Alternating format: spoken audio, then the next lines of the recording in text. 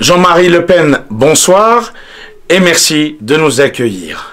La situation dans laquelle aujourd'hui est la France est telle que l'actuel occupant de l'Élysée, Emmanuel Macron, fait partie de la nouvelle génération. Vous avez, puisque on a la chance de vous avoir encore parmi nous, vous êtes un des derniers peut-être de ceux qui ont vraiment connu ce qu'on a appelé la guerre.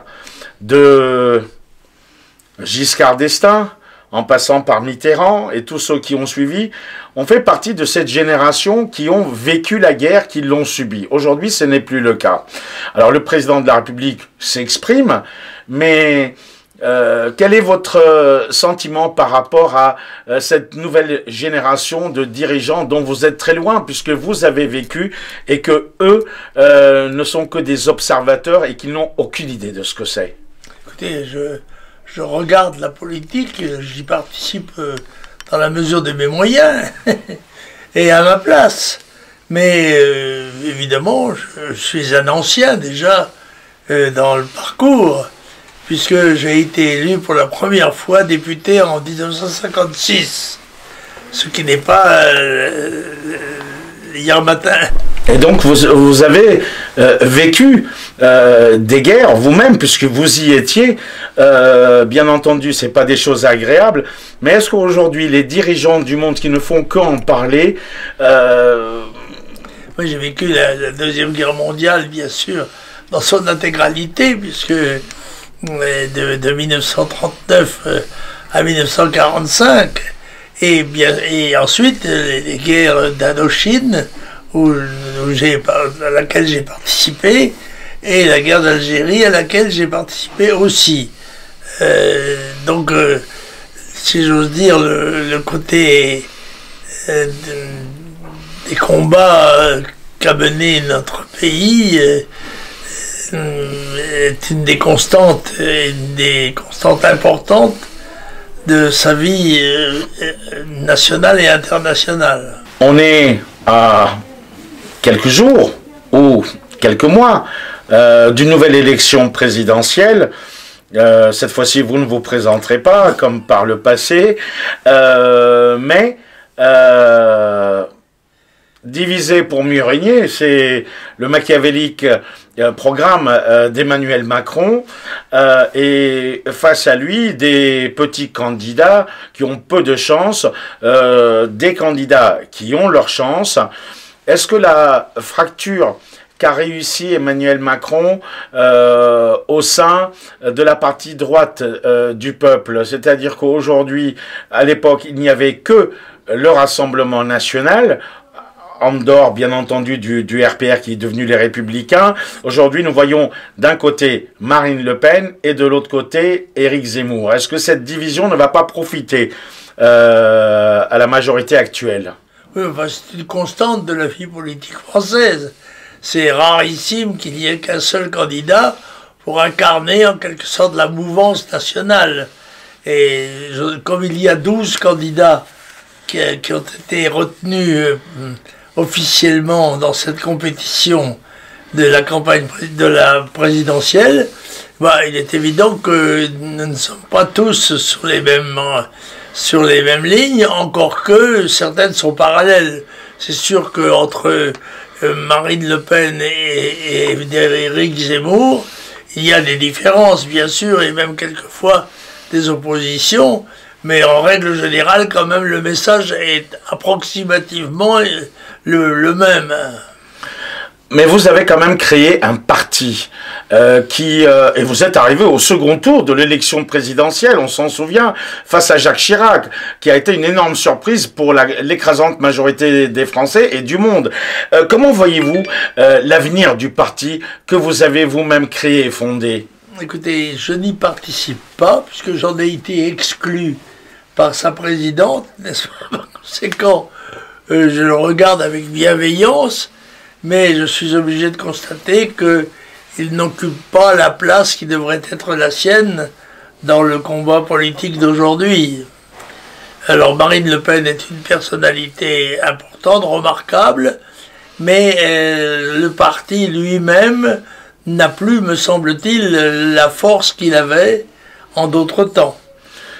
Et quant au ralliement de Marion Maréchal à Éric Zemmour, vous le vivez comment? Écoutez, je le vis comme un observateur, puisque je n'ai pas été mis au courant de cet avatar, comme dans beaucoup de circonstances d'ailleurs. Je considère que ça n'a pas une très grande importance actuellement.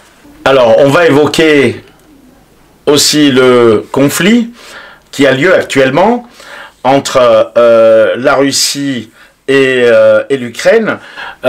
Ces deux blocs, l'Amérique contre l'Union soviétique, la guerre froide qui reprend d'une autre manière, bien entendu.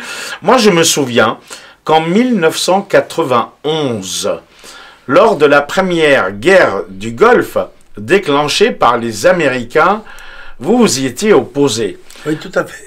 Et on a vu ce qui s'est passé par la suite, durant la seconde guerre du Golfe. Ce jeu d'échecs entre l'Est et l'Ouest, on va pas remonter à Mikoyan ou Khrouchtchev, l'affaire des missiles soviétiques à Cuba, on n'était pas loin de la Troisième Guerre mondiale, mais cet équilibre, aujourd'hui, beaucoup de gens estiment qu'il n'est plus en place, et le président Poutine, à force de voir sa zone d'influence rétrécir comme peau de chagrin, a déclenché, bien entendu, ces opérations en Ukraine. Alors, comment vous voyez ce conflit vous-même? Écoutez, la nature des choses permet d'affirmer que le monde sera toujours en conflit. Il y aura toujours des conflits, l'essentiel étant de les modérer quand c'est possible, de les supprimer, ce qui est rarissime, parce que il y a une donnée qui est peu prise en compte encore jusqu'à présent, qui va aggraver la situation, c'est-à-dire les contradictions qui existent entre les différents peuples, c'est l'explosion démographique. Le monde, en 50 ans, est passé de 2 milliards d'habitants à 8 milliards. Et en voie d'expansion, tel que il est absolument improbable qu'on puisse maintenir en paix des peuples de plus en plus concurrents et de plus en plus vitalement concurrents, puisque aussi bien en même temps qu'augmente la population, n'augmente pas du tout les ressources qui correspondraient à la satisfaction de ses besoins. Quand vous observez, d'après ce que diront des observateurs d'un camp ou de l'autre, ce qui s'est passé en ex-Yougoslavie, ce qui s'est passé en Irak, ce qui s'est passé en Afghanistan, ce qui s'est passé durant la seconde guerre du Golfe, cela dépend bien entendu de en quel camp on se pose dans cet échiquier. Alors vous sentez-vous plus vous-même personnellement proche de la défense ou de l'attaque de Vladimir Poutine, ou plutôt dans le camp des Américains avec le président de la République aujourd'hui, si vous devez avoir un avis? J'essaye de rester objectif et de remettre à chacun ses responsabilités. Cela étant, la Russie, selon moi, fait partie de ce que j'appelle le continent boréal, auquel nous appartenons, et qui a des intérêts assez différents de ceux du reste du monde, et qui, normalement, doit pouvoir les défendre. Je rappelle que le continent boréal va de Vladivostok à Gibraltar, comprend l'immensité de la Russie, donc je rappelle que elle n'a que 140 millions d'habitants, pour un territoire qui est le plus étendu du monde, des nations du monde. Alors les contradictions, je pense, qui existent naturellement entre les peuples et les nations, vont s'aggraver du fait de l'augmentation considérable de la population mondiale, alors que n'augmentent pas ses ressources, restera relativement fixe. Et par conséquent, nous devrons nous attendre à devoir arbitrer, si possible, et contenir les risques de confrontation. Mais lorsque Vladimir Poutine, à la fin de l'Union soviétique, lorsque sa zone d'influence, ou la zone d'influence de l'ex-URSS et de la Russie rétrécit, puisque la Roumanie, la Pologne, la Bulgarie, tant de ces pays-là ont rejoint des pays libres, démocratiques, indépendants et souverains, lorsqu'à un moment donné, au pied de Moscou, la Géorgie rejoint le camp occidental et que aux portes, au jardin de la maison, de la grande maison Russie, arrive aussi une autre force européenne proche des Américains qui est l'Ukraine. Vladimir Poutine, l'ours russe, ex-ours soviétique, se réveille et sort les griffes. Est-ce que vous le condamnez ou est-ce que vous le comprenez? Je le comprends. Bien sûr, le rétrécissement de l'influence slave, pour ne parler que de slave, parce qu'elle était, même elle avait un autre nom quand elle avait une coloration politique, et je me réjouis pour ma part d'avoir vu reculer le communisme, dont le but était, je le rappelle, la conquête du monde. Or, l'effondrement soviétique, qui a abouti à la redistribution, en quelque sorte, en plusieurs nations, des différentes composantes de l'Union soviétique, crée d'autres problèmes qui me paraissent moins graves que ceux qui étaient contenus dans la menace soviétique proprement dite. Vous avez, pendant très longtemps, parlé de la France. Beaucoup de politiciens, après votre retrait, reprennent votre slogan, les racines chrétiennes de la France, Jeanne d'Arc, etc. Alors, mais parallèlement à cela, il y a aussi un autre souci, c'est que on ne peut pas peut-être mettre sur le même pied d'égalité tous les musulmans, en sachant qu'il y a aussi des pays arabes et musulmans, comme l'Arabie Saoudite ou les Émirats Arabes Unis, qui ont souffert eux-mêmes par des mouvements islamistes et qui sont en lutte acharnée contre eux. Comment vous réagissez à cet environnement aujourd'hui un peu chaotique au Moyen-Orient? D'abord, il y a un problème qui découle, je l'ai dit tout à l'heure, de l'augmentation du chiffre des populations. Et ce qui crée en particulier à nos portes un risque lié à ce qu'on peut appeler le monde musulman. Et l'Afrique du Nord, une partie de l'Afrique centrale, les pays du Moyen-Orient, tous ces pays-là sont, dans le fond, sous une influence assez dynamique et conquérante de ce qu'on peut appeler le monde arabo-musulman. Et qui a déjà un certain nombre de millions de ressortissants sur notre territoire proprement européen. Donc il y a là une situation qui est à surveiller de près, et qui est même, dans certains cas, redoutable. Cela étant, je pense que la France, qui a été une grande puissance musulmane, en quelque sorte, oui, parce elle avait dans son territoire quand même un certain nombre de pays qui sont aujourd'hui des pays indépendants, mais qui étaient à ce moment-là sous l'influence de la France, et sous la direction de la France même, donc on a pu dire que c'était une puissance qui a été elle-même musulmane, bien qu'elle soit fondamentalement judéo-chrétienne dans ses origines, on peut dire. Et la répartition nouvelle des nations lui a redonné en quelque sorte son caractère plus ancien, je veux dire, plus limité. Nous n'avons plus pratiquement territoire musulman dans la France actuelle, mais nous avons une affinité sans doute civilisationnelle, une approche en tout cas bienveillante à l'égard de ce monde-là, qui quelquefois ne l'est pas toujours à notre égard. Vous pensez par exemple peut-être à un islam politique ou au réseau des salafistes ou wahhabites ou au réseau d'Erdogan par exemple, Oui, de la Turquie? ce sont des problèmes un peu différents parce que, bien sûr, l'activisme islamiste, sa volonté conquérante doit être réprimée sous peine de lui être soumise. Je dirais que le problème de la Turquie est un peu différent. La Turquie a grandi et n'a pas abandonné tout à fait, je le pense, ses ambitions sur l'Europe occidentale. Et il ne faut pas oublier tout de même que la Turquie a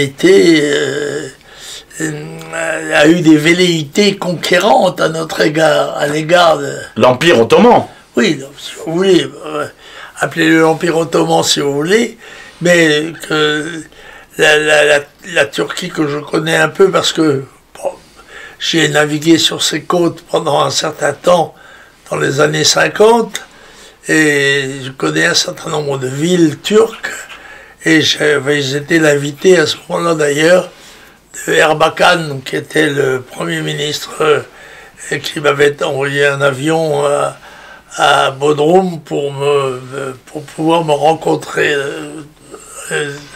Donc j'ai à l'égard de la Turquie aussi une approche, comment dirais-je, bienveillante. Mais je ne me cache pas que sa présence pèsera de plus en plus lourd sur l'Est européen. Alors dans le monde arabe, Jean-Marie Le Pen, il y a aussi un pays qui vous est cher à l'histoire de France, depuis les Gaulois et les Phéniciens, depuis Louis IX, Saint-Louis et le Liban, Louis XIV, le général de Gaulle, bien sûr, c'est le Liban. Beaucoup de Libanais n'ont jamais oublié votre engagement, puisque le Liban a été évidemment dans son passé, après la Phénicie, occupé par l'Empire ottoman.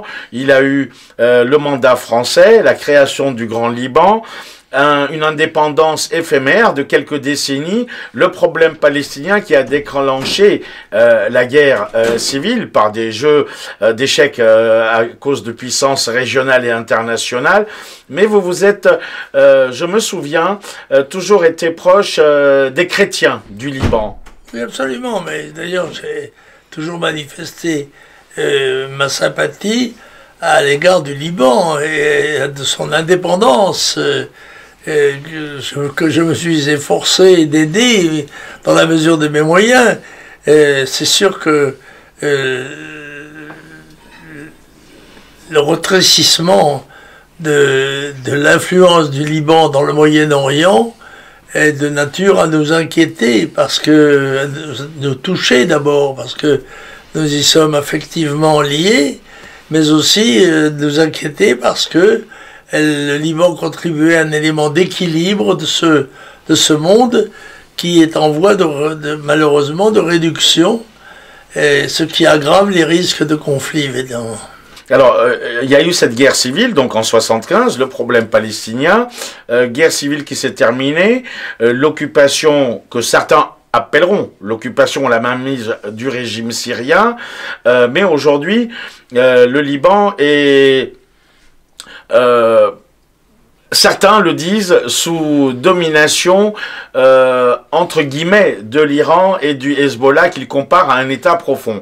Alors on connaît vos positions vis-à-vis de la Syrie, vis-à-vis de Bachar el-Assad. Que diriez-vous si vous aviez un message à adresser aux Libanais, d'autant plus que ils sont à quelques semaines d'un moment fatidique, les élections législatives qui peuvent bouleverser toute la donne, puisque la classe politique qui est criminelle et corrompue, que tous les Libanais dénoncent depuis des décennies, risque de changer. Souhaitons qu'elle change, puisque précisément il faudrait réduire l'influence de cette catégorie dominante et corrompue, si j'ose dire. Et je souhaite de tout mon cœur, en tous les cas, que le Liban puisse se perpétuer dans son histoire et dans l'influence pacifique qu'il exerce dans cette région du monde. Mais nous y sommes en plus affectivement liés en quelque sorte par beaucoup de souvenirs communs. Le camp chrétien, malheureusement, est aussi divisé entre les partisans du général Aoun proche du Hezbollah et même le camp chrétien maronite est scindé entre les pros et les anti-Hezbollah. Donc, oui, il n'est pas très facile toujours de s'y retrouver pour quelqu'un de notre monde à nous.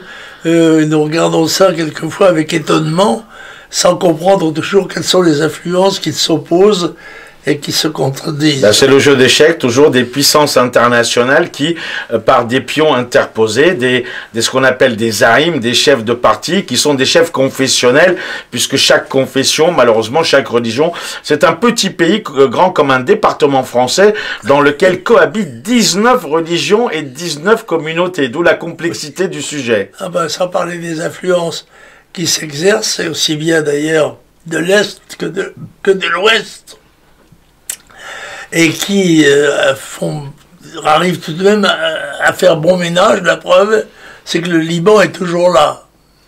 C'est qu'il a quand même des qualités de pérennité qui le rendent plus sympathique encore. Avec un effondrement économique, la monnaie ne vaut plus rien, les Libanais quittent le pays en guise de désespoir, l'explosion du port de Beyrouth et les salaires qui étaient de l'équivalent de 1000 ou 2000 dollars aujourd'hui sont à l'équivalent de 20 ou 30 dollars. Donc c'est pire qu'au Venezuela. Ah, en effet. Je dois dire que j'ignorais cette donnée, mais c'est sûr qu'elle est inquiétante et qu'elle peut laisser craindre des développements navrants dans cette région. Mais aussi des richesses qui ont été découvertes, puisque le Liban se retrouve avec des hydrocarbures qui sont autant grandes que celles du Golfe et de l'Arabie Saoudite. Donc dans les années à venir, le Liban va être un des pays les plus riches du monde.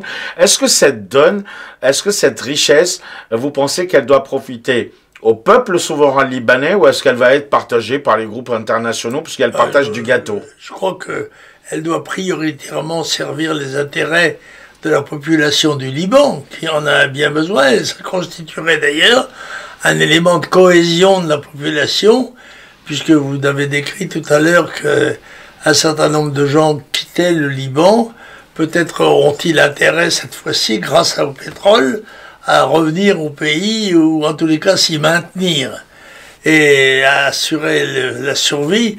La survie économique est une des conditions de la survie tout court. Puisque dans l'actualité internationale, on parle d'autodétermination des peuples. Alors, bien sûr, le Kosovo, ce qui se passe en Ukraine aujourd'hui, mais un conflit a été, entre guillemets, occulté, oublié, et personne dans le monde n'a réagi. Il n'y a pas si longtemps que ça, lors de la guerre éclair sur les Arméniens du Karabakh, première nation chrétienne. Alors Marine Le Pen vient de faire une déclaration en disant que le Haut-Karabakh devrait être, d'après elle, rattaché à l'Arménie, puisque c'est une terre historiquement arménienne, découpée par Staline. Vous sentez-vous proche de ce peuple qui est issu de... entre autres, du peuple de Charles Aznavour, l'Arménie, premier État-nation chrétien du monde? Bien sûr. Il y a d'ailleurs beaucoup d'Arméniens qui sont devenus français. D'ailleurs, certains de mes amis sont d'origine arménienne et j'ai toujours une sympathie particulière pour ce morceau de chrétienté qui est un peu isolé dans un monde hostile, il faut le dire. Alors la question du Haut-Karabakh, c'est le genre de question presque insoluble, puisque situé au milieu d'un pays hostile et n'ayant pas de lien géographique avec le pays mère, si j'ose dire. Ça faisait partie de l'Arménie historique, mais Staline, machiavéliquement, dans les années 20, divisé pour mieux régner, a découpé ce petit bout de territoire arménien pour le placer dans le pays voisin, l'Azerbaïdjan, de façon à pouvoir contrôler les populations et à leur mettre une épée de Damoclès sur la tête. Oui, le Karabakh a réclamé son indépendance dans les années 88 avec les lois soviétiques, et pour toute réponse, ils n'ont eu que la guerre. Oui. Et qui continuent encore, malheureusement, avec quelques escarmouches. Bien entendu, le Karabakh a perdu cette guerre avec des milliers de jeunes soldats arméniens qui sont morts. Il y a aussi eu énormément de morts du côté de l'Azerbaïdjan. Bon, ce conflit, en tous les cas, est a priori réglé. Mais puisqu'on parle d'autodétermination des peuples, pourquoi elle peut s'appliquer à la Crimée, à Donetsk, et pas à d'autres, au Kosovo? Pourquoi pas, en effet. Moi, je ne vois pas, je ne vois que des avantages à cette autodétermination, qui pourrait peut-être régler les problèmes de conflit, encore que, évidemment, les intérêts de l'Azerbaïdjan sont contradictoires avec ceux de l'Arménie dans le problème. Voilà. Et en plus, non seulement des raisons géopolitiques, mais des raisons même culturelles et religieuses, qui crée une opposition, et le problème c'est toujours de réussir à maintenir un équilibre qui sera tout le temps plus difficile toujours à maintenir, que les populations ne cessent d'augmenter en nombre aussi. Ça a été le rôle de la Russie, Vladimir Poutine, qui a joué un petit peu au pompier pyromane et qui a mis fin à cette guerre larvée qui a duré quand même des années 90 jusqu'en 2020. Oui, vous êtes des pays guerriers quand même, hein? Donc la France est multiculturelle, elle a bien entendu aujourd'hui une population qui est un brassage entre les Français d'origine polonaise, italienne. Oui, mais ceci doit rester minoritaire par rapport aux Gaulois d'origine, qui sont, il faut le dire, de moins en moins nombreux proportionnellement. Et je le regrette parce que la France, vous avez dit, vous avez employé un mot multiculturel. Non, je pense que la France n'est pas multiculturelle. Elle a sa propre culture, qui a intégré des cultures différentes, mais justement elle en a fait la synthèse d'une façon que j'estime assez heureuse et pour l'instant relativement stable. En tous les cas, ce n'est plus le même Jean-Marie Le Pen aujourd'hui que celui qui, il y a 20, 30 ou 40 ans, vous êtes, comme dirait l'autre, avec le bon vin assagi, aussi jeunesse savait... Et ses vieillesses pouvaient. Absolument. Mais non, je crois que j'ai pas changé d'idée. Je suis resté relativement stable dans mes convictions. Bon, elles ont pu prendre plus ou moins d'ardeur selon le contexte historique ou politique du moment, mais en fait, je suis toujours resté fidèle à mes options principales. Fut un temps où on vous a catalogué en France comme l'extrême droite raciste, alors que moi je me souviens de Jacques Chirac, de sa fameuse phrase « Le bruit et les odeurs du Sénégalais à côté sur le palier ». Et puis bien sûr, ces phrases, que vous souvenez-vous du rafour crématoire qui vous a valu la une des médias, et puis bien entendu le combat avec Bernard Tapie, tout le monde s'en souvient. Oui, mais ça, ce sont les avatars de la vie politique. C'est assez banal, dans le fond, qu'il y ait que des contradictions. Mais grosso modo, tout de même, je pense que mes convictions patriotiques françaises ne sont pas incompatibles avec des sympathies concentriques, si j'ose dire, par rapport à tous les pays du monde qui sont plus ou moins liés à l'histoire ou au développement de notre pays. La France reste une grande nation mondiale sur le plan justement de l'esprit et doit le rester.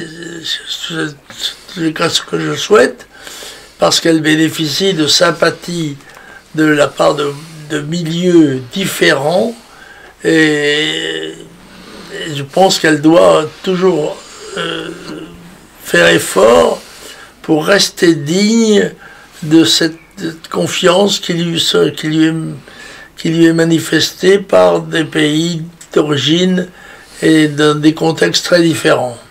La France a été même 3e puissance mondiale. Elle a perdu cette aura, cette 3e place, et elle ne continue qu'à descendre. Eh oui. On l'a vu avec les soulèvements des Gilets jaunes, la vie au quotidien qui est insupportable pour une écrasante majorité des Français. C'est aussi l'abstentionnisme qui a mis Emmanuel Macron au pouvoir. Est-ce que vous redoutez de nouveau un grand taux d'abstentionnisme et quel est votre message, si vous en avez un, au peuple de France pour les élections à venir? Est-ce que ce système doit changer ou est-ce que les Français vont continuer à voter pour quelqu'un, comme ils le disent, qui va leur en mettre plein la gueule pour 5 ans de plus? Non, le système étant ce qu'il est, je conseille à tous mes compatriotes de participer aux élections. Ça n'est pas seulement un droit qui leur est acquis, mais c'est un devoir. Ils doivent prendre leur part de responsabilité dans l'avenir du pays, car après ils ne pourront pas se plaindre de la politique qui sera menée s'ils n'ont pas apporté leur pierre à l'édifice.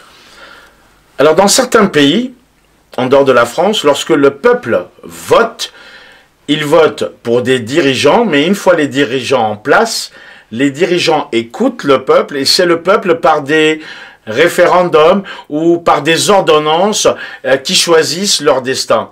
On l'a bien vu en France. Les référendums, il n'y en a pas. L'opinion du peuple, le peuple n'est pas écouté. Souvenez-vous de Maastricht, les Français avaient dit non. Mitterrand a fait fi de la demande populaire et du vote du peuple. Donc on en revient à la même question.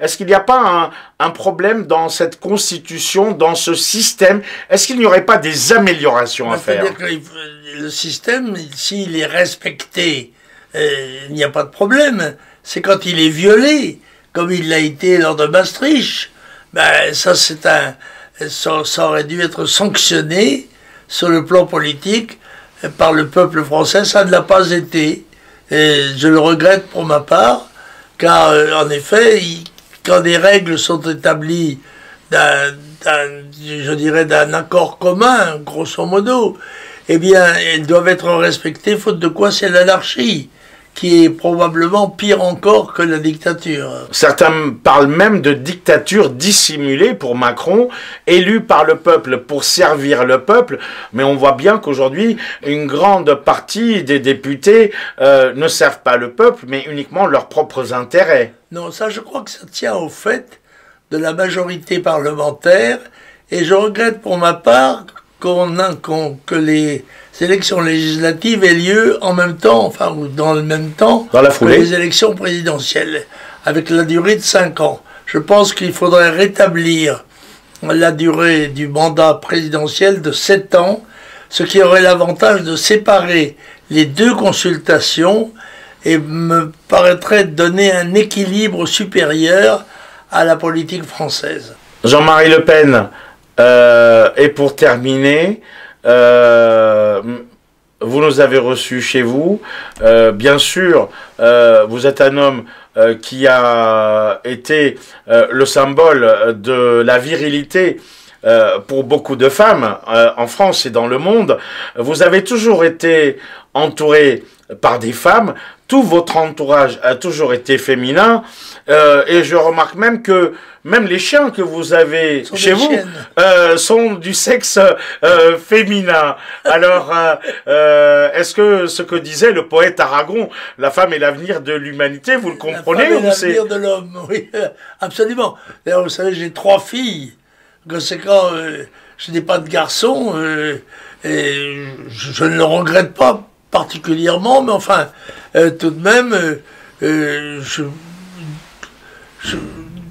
je sais que j'ai été accusé d'être extrémiste parce que j'avais des positions normales et viriles, mais c'est l'inverse qui serait critiquable.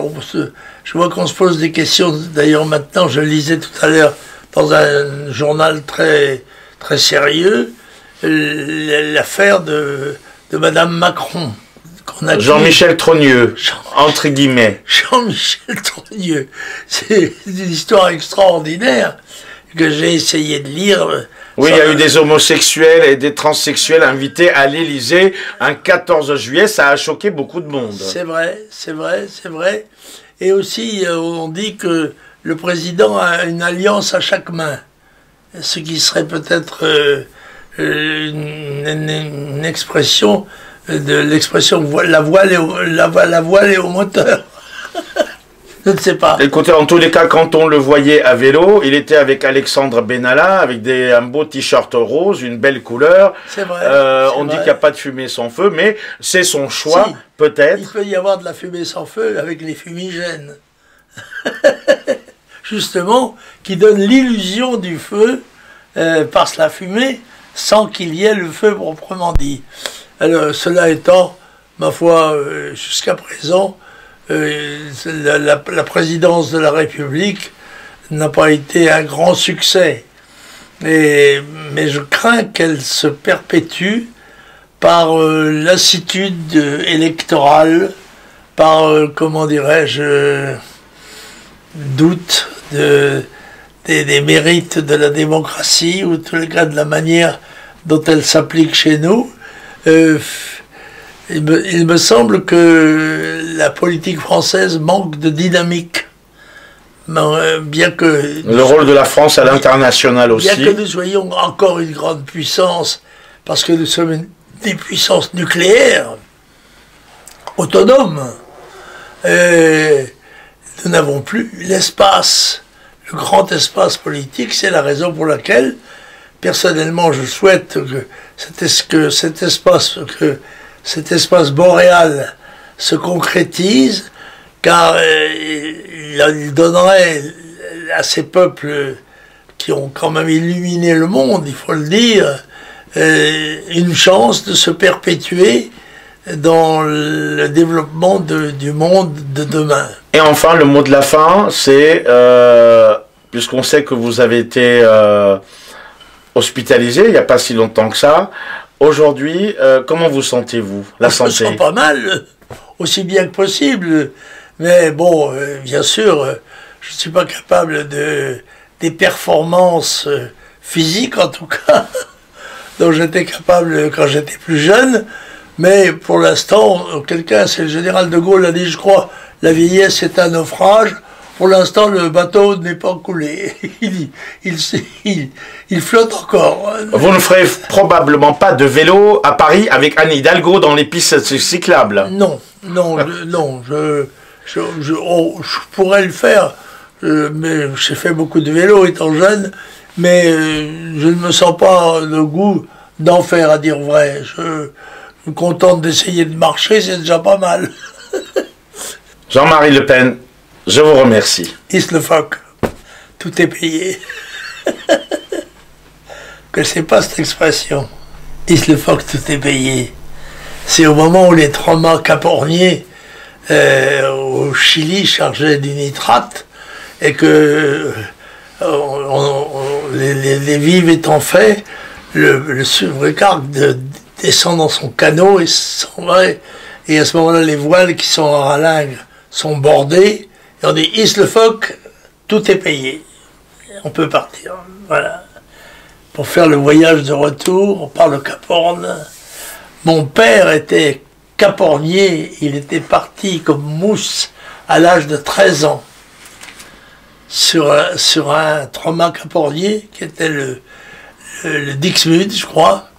Qui était le 3-mâts de la maison Borde. C'était des bateaux qui faisaient, à ce moment-là, qui étaient les cargos de l'époque, des cargos à voile, quoi, qui ont disparu aux alentours de 1920, quelque chose comme ça.